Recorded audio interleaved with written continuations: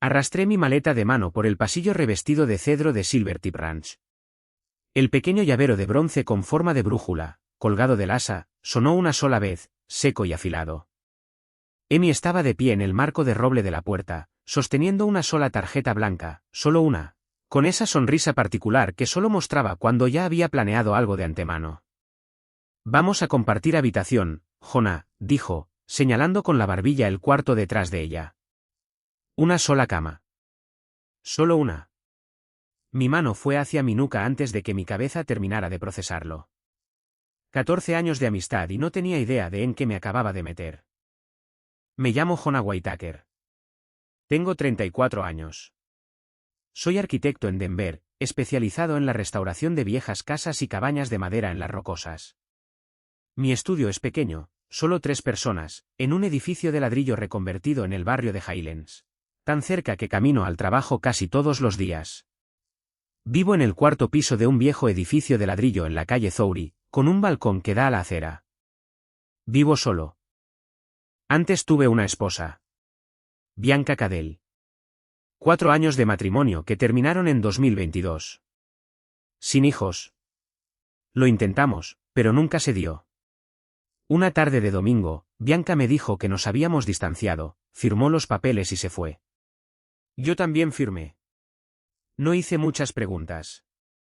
Me dije a mí mismo que estaba demasiado cansado para preguntar. Lo que vino después fueron 2 años de silencio. Me mudé a un lugar más pequeño, compré una mesa de dibujo nueva, aprendí a cocinar para uno. Aprendí a dormir en el centro de la cama en lugar de en mi lado. No salí con nadie. No lo intenté. Me decía que estaba descansando. Ahora, mirando atrás, 12, en la Universidad de Colorado en Boulder, en un seminario de literatura estadounidense contemporánea al que ambos nos habíamos apuntado por capricho. Amy estudiaba bibliotecología. Hoy es archivista en la Biblioteca Pública de Denver, a cargo de la colección de Historia del Oeste, especializada en cartas y diarios de familias mineras del siglo XIX. Amy tiene esas manos que conocen el papel viejo, una voz que se mantiene baja pero nunca tiembla, y esa manera de sentarse en silencio junto a otra persona sin necesidad de llenar ese silencio con nada. En 14 años, Amy ha sido la única persona que me ha visto llorar. El día de mi graduación, en 2015, Amy me llevó a la librería Boulder Bookstore, en la calle Pearl. Señaló un pequeño llavero de bronce con forma de brújula en la vitrina junto a la caja. Lo compró y me lo entregó ahí mismo, en el mostrador. Para que nunca pierdas el rumbo, Jonah, me dijo.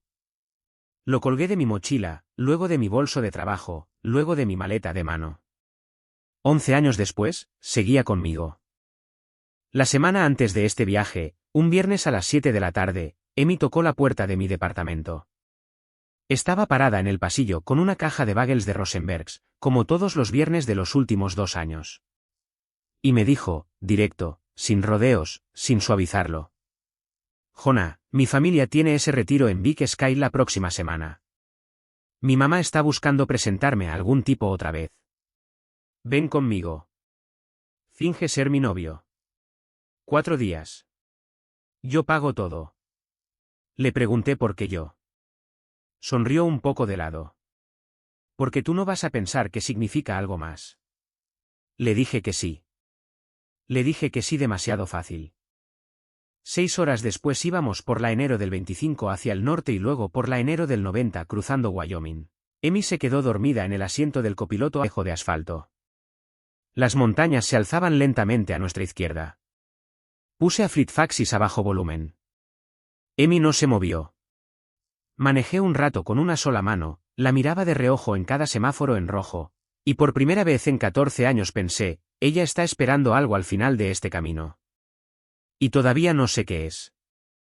Amy tiene esa costumbre de quedarse parada en el marco de una puerta sin entrar, esperando a que yo la invite a pasar, incluso después de 14 años. Y aunque no lo necesita, yo siempre abro la puerta un poco más de lo necesario para ella. Nunca me había preguntado por qué. En algún punto cerca de Livingston, repasé de nuevo esa conversación. ¿Por qué yo? Porque tú no vas a pensar que significa algo más. Y le creí. Siempre le creía. Salimos de la autopista hacia el camino de grava que sube a Silvertip Ranch. justo cuando el sol se escondía detrás de los picos españoles. La luz se volvió naranja. Después, ese dorado profundo y cansado que solo se ve en las rocosas al atardecer. Emi despertó, se frotó los ojos, no dijo nada. El llavero de la brújula dejó de sonar en el momento en que apagué el motor. La primera noche cenamos en el salón principal de Silvertip. Los padres de Emi ya nos esperaban en la mesa del rincón, junto a la chimenea de piedra. Douglas Kane se puso de pie para darme la mano, y su apretón fue el de un hombre que había leído mi perfil de LinkedIn con cuidado antes de que yo siquiera tocara el timbre. Cordelia Kane abrazó a Emi más tiempo del necesario, y mientras lo hacía, sus ojos se posaron sobre mí. Solo una vez. Fue suficiente. Entonces lo entendí, no habían conocido a un novio de Emi en al menos 7 años. De vuelta en nuestra cabaña, Emi fue directo al sofá del rincón y dejó caer su bolso junto a él. Empecé a protestar. Me quedé con la cama. Se apagaron las luces. Podía escuchar su respiración al otro lado del cuarto, constante, pero demasiado constante. La conozco lo suficiente como para reconocer el sonido de su respiración real. No le pregunté por qué seguía despierta. La mañana llegó brillante y fría. Escarcha en la baranda del porche, niebla subiendo del río Gallatin como si el río mismo estuviera respirando. Caminamos por el sendero del río, adelantándonos a sus padres. Emi se detuvo junto a un sauce más viejo que ambos y me dijo su nombre en latín, Salix Bebiana. Siempre sabía esas cosas. Podía calcular la edad de un árbol solo mirando su corteza, de la misma forma que la mayoría de la gente reconoce la edad de una canción con solo escuchar los primeros 2 compases. Recordé cómo Bianca se aburría en menos de 3 minutos si yo señalaba un árbol. Emi podría haberse quedado sentada junto a ese sauce toda la tarde, y habría sido la mejor tarde de su semana. Caminé medio paso detrás de ella en parte de ese sendero. Me decía a mí mismo que estaba mirando donde pisaba. No era cierto. Estaba mirando la forma en que ella se movía sobre la tierra, tranquila, paciente, como si la tomara prestada con la intención de devolverla. Al mediodía jugamos Scrabble en la sala común. Cordelia levantó la vista de sus fichas y preguntó. Bueno, ¿cuánto tiempo llevan ya de novios? Emi contestó antes de que yo pudiera abrir la boca. 3 meses, mamá, dijo con tanta naturalidad que toda la habitación pareció inclinarse un cuarto de vuelta. Y entonces recordé que todo lo que Emi Kane me había dicho en 14 años había sido verdad. Excepto eso. Esa tarde, Douglas me llevó al porche con 2 vasos de Vodford Reserve. Me preguntó por mi trabajo. Había sido ingeniero estructural. Después dijo, despacio, con los ojos puestos en los picos españoles volviéndose morados en la distancia. Emi nunca había traído a nadie a casa, Jonah. Ha estado sola toda su vida. No respondí. No pude. Había pasado 2 años asumiendo que yo era el único solitario de esta historia. Douglas no insistió. Solo me llenó de nuevo el vaso. Esa fue toda la conversación, y fue más que suficiente. En la cena, Cordelia contó una historia de cuando Emi tenía 12 años, como se había subido al techo de la casa con una pila de libros de la biblioteca ese verano, y no dejaba que nadie más subiera. Leyó cada uno de esos libros ahí arriba, dijo Cordelia. Y la única forma de bajarla para comer era dejarle un plato en la baranda del porche. Vive dentro de su propia cabeza, esa hija mía, dijo, y su voz estaba llena de amor. Emi se puso roja y me pateó por debajo de la mesa. Me reí, y mi corazón dio ese pequeño salto de costado que no había sentido en 4 años. El que yo estaba seguro que ya estaba roto. Esa fue la segunda noche. La recuerdo por la brújula. Después de cenar, Emi volvió del baño y pasó junto a la mesita de noche donde yo había dejado el llavero, al lado de la lámpara de lectura. Se detuvo. Lo tomó. Pasó el pulgar sobre la cara de bronce opaco, el vidrio un poco rayado tras 11 años de bolsillos, y no dijo una palabra. Lo volvió a dejar con el cuidado de quien maneja algo frágil. Yo estaba en el lavabo del baño cepillándome los dientes. Por la rendija de la puerta vi su reflejo en el espejo. Esperaba que me molestara, todavía tienes esta cosa vieja, Jonah. Pero no lo hizo. Se quedó ahí parada 3 segundos más y después se fue a su sofá sin hacer ruido. Ahora, mirando atrás, sé que cualquier... Por la mañana, junto al río con Douglas. Me estaba enseñando a hacer un nudo de pesca con mosca. 3 vueltas, después pasarlo, después mojar el hilo con los dientes antes de tensarlo. Trabajaba con esa calma que tienen los hombres mayores junto al agua, como si la corriente fuera una persona con la que hay que ser cortés. Le pregunté, distraído. ¿Y cuándo llega Silas, señor? Cordelia respondió desde la silla plegable detrás de mí, sin levantar la vista de su periódico. Silas y su prometida llegan tarde en avión. No estarán aquí hasta mañana. Asentí. La palabra prometida pasó rozando mi oído antes de que mi cerebro la registrara.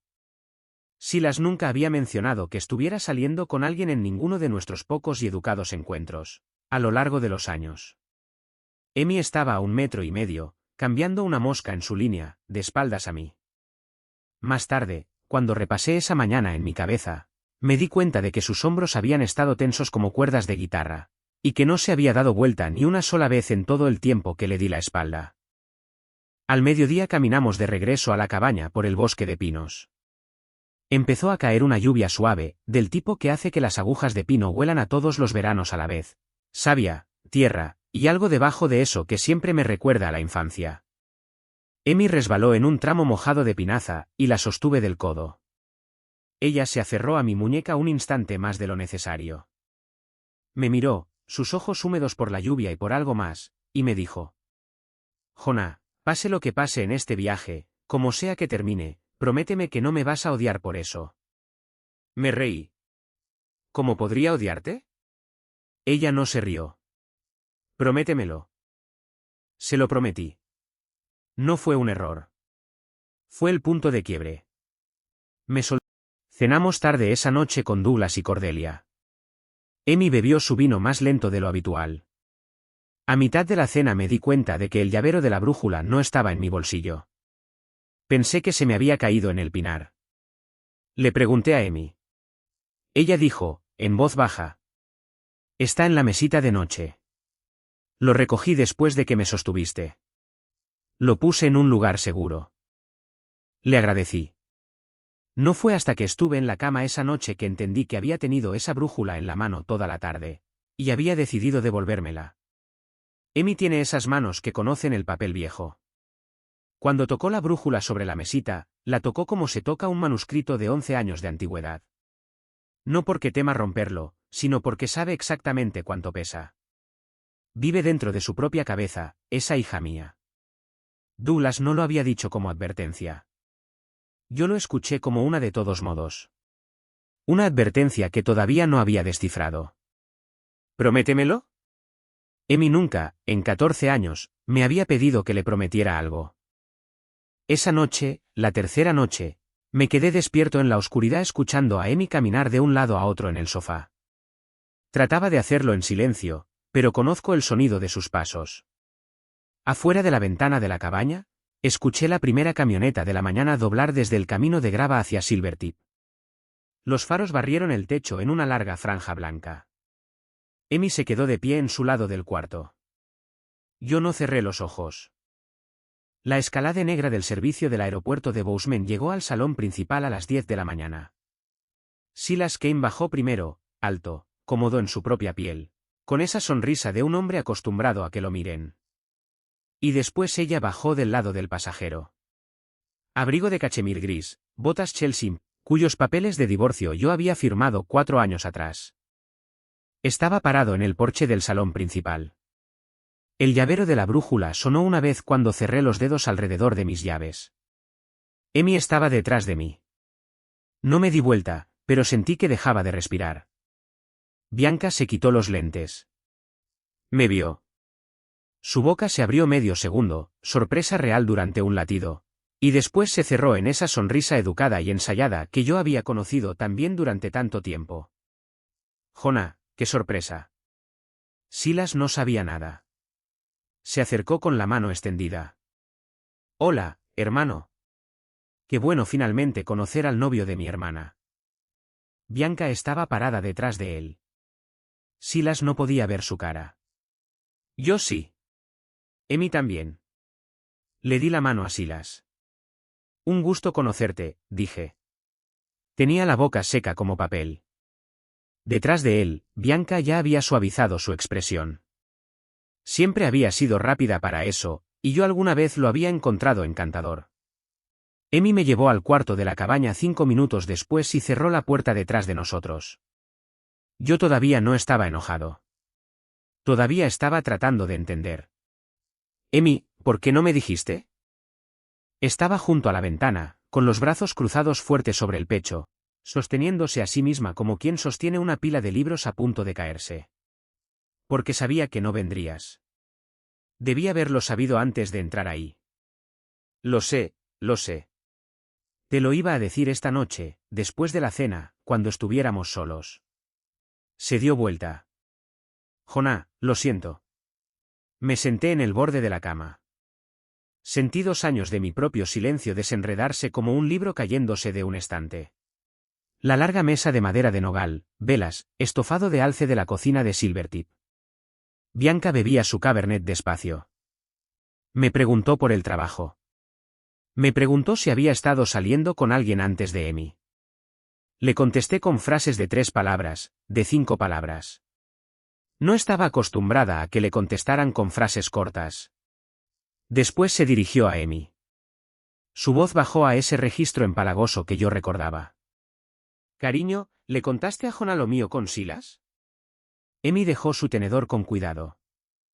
Bianca, tú sabes lo mío y lo de Silas desde abril de 2021, ¿no, cariño? Recuerdo que nos descubriste esa noche en Rioja. Silas te pidió que no dijeras nada, y no dijiste nada. Tampoco a Jonah. Durante 10 meses, hasta que yo le dije a él que quería el divorcio. Bianca giró su copa de vino en la mano, la luz de las velas parpadeando a través del cristal. ¡Qué leal eres! Douglas dejó su cuchillo sobre la mesa. Fue el gesto más pequeño en el cuarto, pero todos lo escuchamos. Cordelia no miró a Bianca. Cordelia estaba mirando a su hija, y sus ojos estaban llenos de algo doloroso pero no sorprendido. Silas era el que se veía más perdido. Se volvió hacia Bianca. ¿De qué estás hablando, de 2021? Me dijiste que lo nuestro empezó en 2023, después de tu divorcio. Bianca no se detuvo. Ya no podía parar. Ah, y Silas, ¿sabes por qué tu hermana estaba tan decidida a traer a Jonah aquí esta semana? No solo para que mamá dejara de molestarla. Ha estado enamorada de él durante 10 años. La vi mirarlo en nuestra boda en 2018. La vi mirarlo cada vez que los 4 nos sentábamos a la misma mesa. Solo estaba esperando. ¿Verdad, cariño? No me puse de pie. No grité. Miré a Emi. Estaba sentada muy derecha, las manos en el regazo, debajo de la mesa. No estaba negando nada de eso. Su mano derecha había subido a la mesa y se había cerrado alrededor de mi llavero de brújula, que estaba junto a mi vaso de agua. Lo sostenía de la forma en que se sostiene algo que uno mismo ha roto. Cordelia se puso de pie. No es alta, pero se paró derecha. Bianca, acabas de decir todo eso en la mesa de mi familia. En una comida que yo cociné, con mi hija sentada a tu lado, con el joven que traje a esta casa sentado enfrente de ti. ¿Exactamente qué pensabas ganar con esto? Bianca también se puso de pie, y su servilleta resbaló de su falda hasta la silla. Pensé que Jonah tenía derecho a saber. Douglas interrumpió, y su voz era baja, pareja, y fría de una manera que nunca antes le había escuchado. Tú te divorciaste de este muchacho hace 4 años, Bianca. Ya no eres tú quien decide qué necesita saber. Y por supuesto que no vas a usar a mi hija como forma de perdonarte a ti misma. Silas se puso de pie junto a Bianca. Miró a su hermana durante 3 segundos. Me miró a mí durante 2. No dijo nada. Salió detrás de Bianca. La puerta del salón se cerró. 4 minutos después escuchamos la escalade arrancar. Cordelia volvió a sentarse. Estiró el brazo por encima de la mesa y puso su mano sobre la de Emi. No la sujetó. Solo la tocó. No dijo una palabra. Emi no lloró. Solo me miró. Me miró como diciendo que tenía permiso de juzgarla si quería. Me puse de pie. Extendí la mano, palma hacia arriba. Caminé hasta el establo detrás del salón. Adentro estaba oscuro y cálido, y olía a heno y a animales. Había un viejo caballo a paloosa en el tercer box, que soltó un largo y lento resoplido cuando me apoyé en su portón. Abrí la palma de la mano. La pequeña aguja de bronce dentro de la brújula, desgastada por 11 años en mi bolsillo, seguía apuntando al norte. Bianca tenía un arma que Emi no tenía. Bianca tenía la verdad, y la usó como un bisturí sobre la mesa de la cena de Cordelia Kane. Te divorciaste de este muchacho hace 4 años, Bianca. Ya no eres tú quien decide qué necesitas saber. Esa fue la primera vez en mi vida que escuché a Douglas Kane defenderme. Y me estaba defendiendo de mi propia exesposa, en su propia mesa, frente a su propia hija. Y no sabía qué hacer con nada de eso. Me quedé en ese establo hasta las 2 de la mañana. La brújula descansaba en el centro de mi palma hasta que el metal se calentó por completo contra mi piel. En algún lugar más allá del corral, un coyote soltó una serie de aullidos y después se quedó en silencio. El Appaloosa cambió de peso en su box detrás de mí, y la vieja madera crujió bajo él. Repasé toda la cena 3 veces, y cada vez terminaba en el mismo lugar, la mano de Emi cerrándose alrededor de esa brújula, no para quedársela, sino porque necesitaba algo que sostener. Sabía que a la mañana siguiente iba a tener que tomar una decisión. Todavía no sabía cuál. Mañana 5. La niebla sobre las montañas era espesa y baja, colgando entre los pinos como algo demasiado cansado para levantarse. Me desperté a las 5. Me puse el suéter. Salí al porche de la cabaña. Emi ya estaba ahí.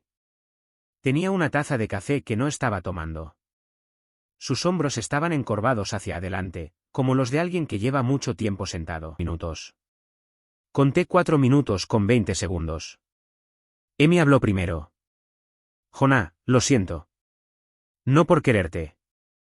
Lo siento por no darte la posibilidad de elegir. Seguía mirando las montañas. La niebla había bajado hasta la base de las colinas. Abril de 2021. Vi a Bianca y a Silas en Rioja. Me quedé parada en la puerta 20 minutos. Volví a mi auto y me senté ahí 1 hora. Levanté el teléfono para llamarte 3 veces. Lo bajé 3 veces. Pensé que si te lo decía, volaría tu matrimonio en pedazos. Pensé que si no te lo decía, tal vez ella pararía. No paró. ¿Sabes lo que pasó después? Te divorciaste. Y esperé. Esperé 2 años. Fui a tu departamento todos los viernes con bagels. Nunca dije nada porque no sabía cómo decirlo sin que me vieras como la persona que te había mentido durante 10 meses. Después Silas le propuso matrimonio el año pasado, y me di cuenta de que ibas a enterarte por Instagram, por una tarjeta del Save the Date, por alguien en una cafetería. Y yo, necesitaba que lo escucharas de mí, no para que me perdonaras, sino para que no estuvieras solo en el cuarto cuando te enteraras. Tomó aire. Se dio vuelta para mirarme por primera vez esa mañana. Y la parte de quererte, te quiero desde 2016. Desde la noche en que conociste a Bianca en aquella fiesta, y vi cómo se te iluminó la cara. Lo enterré. Lo enterré bien, durante 10 años. Siento que anoche Bianca lo haya desenterrado antes de que yo pudiera entregártelo yo misma. No respondí de inmediato. Saqué el llavero de la brújula del bolsillo de mi suéter y lo miré durante un largo rato. 11 años de antigüedad. Emi, no estoy... Tomé aire.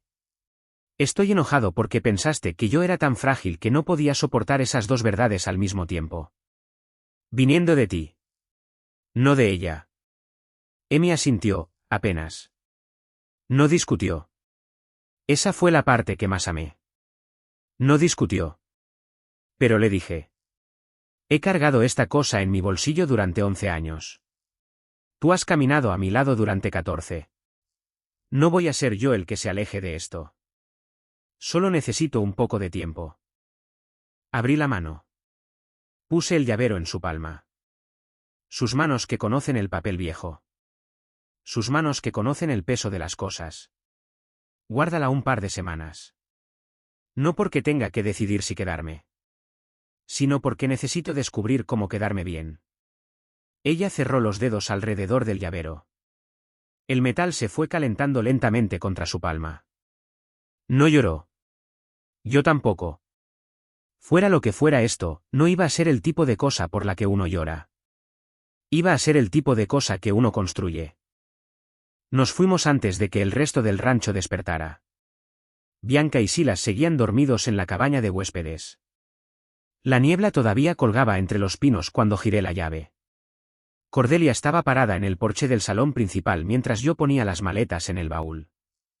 Tenía un chal apretado alrededor de los hombros, el pelo todavía suelto, y se veía más pequeña que en la cena, y de alguna manera también más grande. Me abrazó junto a la puerta del auto y me dijo bajito, al oído: vive dentro de su propia cabeza, Jonah. Pero sabe elegir. Tú también. No me dijo elegir qué. No hacía falta. No hablamos durante las 6 horas de regreso a Denver. Emi durmió. 9 de la noche entré al estacionamiento detrás del edificio de Emi. Apagué el motor. Ella me extendió la brújula. Es tuya. Me equivoqué. No necesitas dármela a mí para probar nada. La tomé de vuelta. Cuando esté listo, dije, voy a ir a buscarte. Ella asintió. Se bajó. Caminó hacia su edificio sin mirar atrás. Me quedé en el estacionamiento hasta que se encendió la luz en su ventana del tercer piso. Después manejé a casa. Emi me había querido desde 2016. Fue en ese viaje de regreso que me di cuenta de que yo la había querido a ella desde 2024, el día que llegó a mi nuevo departamento con la primera caja de bagels y no preguntó nada. Habíamos estado desfasados por 8 años. Y esa mañana en el porche había sido el primer día en que finalmente estábamos alineados. Manejé hasta mi departamento vacío en Highlands. El llavero de la brújula quedó sobre el asiento del copiloto, a mi lado. Ya no sonaba, porque no había nadie lo suficientemente pesado sentado junto a él. Sabía que iba a ir a buscarla. Solo todavía no sabía cuándo. Semana 1 después del viaje. No la llamé. Ella no me llamó. Los dos sabíamos que esto no era un juego. Era un descanso. Fui a trabajar. Dibujé planos. Cociné para uno, como había hecho durante 2 años. Solo que esta vez me di cuenta de que lo estaba haciendo. El llavero de la brújula quedó sobre mi mesa de dibujo, sin engancharse a nada. La extrañaba de la forma en que se extraña un cuarto de tu propia casa al que has dejado de entrar. Semana 2. Un martes, entré a la Biblioteca Pública de Denver, 4º piso, la colección de Historia del Oeste. No había pedido cita. En el papel viejo, y observé cómo levantaba un sobre amarillento con el mismo cuidado que la mayoría de la gente le daría a un recién nacido. Levantó la vista. No se sorprendió. Tenía la misma cara que tuvo en el porche, la cara de alguien que llevaba tiempo lista, esperando a que el otro llegara. ¿Cenamos?, le dije. Asintió. Fuimos a Stubens, en la avenida 17. Pedimos 2 hamburguesas. No hablamos de Silvertip. Hablamos del sauce junto al Gallatin y de una frase que había encontrado en uno de los diarios de Leadville: estoy cansada de ser valiente. Y de cómo esa frase se había quedado con ella toda la semana. Le dije que entendía por qué. Semana 4. Empezamos a llamarlo salir en lugar de juntarnos. Era una diferencia pequeña, pero era real.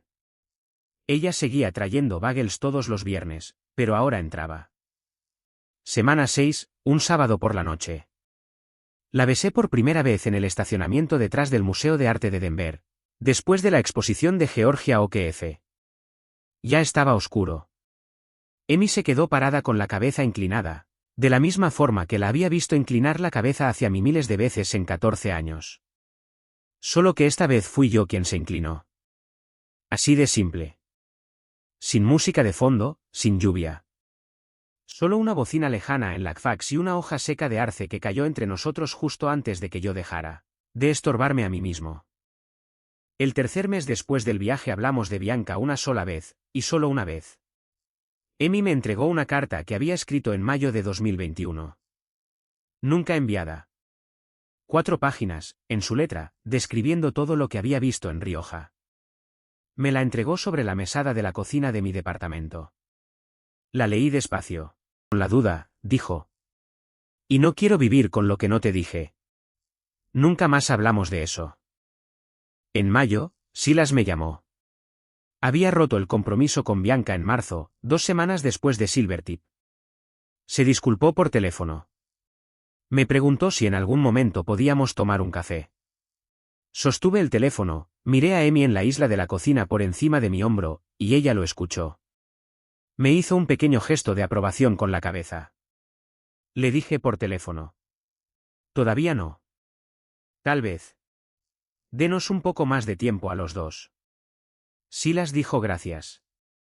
Después se quedó callado un momento y volvió a decir gracias. Junio. El primer gran salto. Amy se mudó a mi departamento en Highlands. Cargamos sus cosas en 2 sábados por la tarde. Sus libros superaban a los míos 3-1. Construí 2 estantes más de madera de nogal. La primera noche de lluvia dormimos en la misma cama. Ella se durmió antes que yo.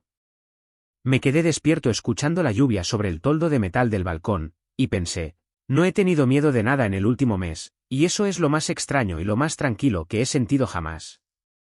En julio manejé hasta Boulder, a la librería Boulder Bookstore, en la calle Pearl. El viejo grabador seguía ahí. Tenía 72 años. Su mano más temblorosa que antes, pero todavía podía grabar una letra recta. Compré un segundo llavero de bronce con forma de brújula. Le pedí que grabara en la parte de atrás, para que nunca pierdas el camino a casa. Se lo di a Amy esa noche en la mesa de la cocina. Lloró una vez, brevemente, 2 segundos, no más, y después se rió. Lo enganchó de inmediato a las llaves de su casa. Septiembre. Vengan a casa, los dos. Le dije que sí, señora. Amy me escuchó por encima de mi hombro. Apoyó su frente contra mi hombro durante 3 segundos y después fue al fregadero a enjuagar los platos. El salto más grande.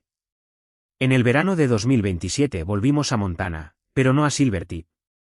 Alquilamos una pequeña cabaña en Paradise Valley, cocinamos nuestra propia comida, hicimos nuestro propio lavado, nos sentamos en el porche por las noches, y dejamos que el día se cayera de nuestros hombros como un suéter que se resbala de una silla. En la tercera mañana subimos el pico Highlight. El cielo estaba tan despejado que dolía mirarlo. Desde la cima, el lago Highlight, allá abajo, era tan azul como una pieza de cerámica esmaltada. Ahí arriba saqué los 2 llaveros de brújula del bolsillo de mi buzo. El mío, de 2015. El de ella, de 2026. Los puse lado a lado sobre una piedra plana de granito. Sonaron una vez al chocar, un pequeño sonido seco en ese aire delgado y alto. Las 2 agujas apuntaban al norte, desgastadas, viejas, todavía apuntando al norte. Amy se sentó con las piernas cruzadas a mi lado. Estuvo callada un largo rato. Jonah, ¿quieres saber la parte más graciosa? ¿Qué? Durante 14 años, tú fuiste mi norte. La perdida era yo. Compré ese llavero para ti en 2015 porque me decía a mí misma que era yo quien te estaba guiando. Pero en realidad, había estado siguiéndote todo este tiempo. Le tomé la mano. No dije nada. Esta vez, el silencio no estaba esperando. Esta vez era la llegada. Antes pensaba que el amor lento significaba dudar. Resulta que solo significa que ya no tienes que correr. Durante 14 años ser dicho en el lugar correcto. Bajamos la montaña cuando el sol ya se había escondido a medias detrás de la cordillera Absaroka. Los 2 llaveros colgaban ahora de mi mochila, sonando juntos a cada paso hacia abajo. Amy me tomó de la mano. No dijimos nada. No hacía falta. Ahora, contándote todo esto. Tengo 35 años. Estoy sentado en el balcón de nuestro departamento en Highlands, Denver, una noche de septiembre. Amy duerme adentro. El segundo llavero de brújula, el que mandé a grabar el año pasado, cuelga junto a la puerta, en su gancho de llaves. He pensado mucho en una pregunta. Si Bianca no hubiera dicho lo que dijo en esa cena de estofado de alce, ¿lo habría descubierto yo solo? ¿Habría visto alguna vez a Amy como realmente era, en lugar de cómo me había acostumbrado a verla durante 14 años? No lo sé. De verdad no lo sé. Pero de esto sí estoy seguro, el amor no siempre viene de donde uno cree que va a venir. A veces ha estado parado a tu lado durante 14 años, trayéndote bagels todos los viernes, quedándose en el marco de tu puerta sin entrar, esperando a que tú la invites a pasar. A veces la persona que más silenciosamente te protege no es la que habla más fuerte. Y a veces la verdad más dura, dicha en el momento justo, aunque venga de la persona equivocada, es lo único capaz de abrir una puerta que tú creías haber cerrado con llave para siempre. Emmy Kane me quiso antes de que yo supiera que estaba perdido. Me entregó una brújula cuando yo tenía 23 años, y esperó 11 años a que yo aprendiera a usarla. Ahora, aquí va mi pregunta para ti. ¿Hay alguien en tu vida que ha estado a tu lado tan calladamente, durante tanto tiempo, que dejaste de verlo? ¿Y si esa persona tocara a tu puerta mañana con un pedido extraño, la dejarías entrar? Si esta historia te llegó, déjame un comentario y cuéntame sobre tu persona silenciosa. Dale like para que sepa que te quedaste conmigo hasta el final, y suscríbete, porque la próxima semana tengo otra historia sobre una puerta y alguien que esperó 10 años a que se abriera. Cuídense mucho ahí afuera. Manejen con cuidado.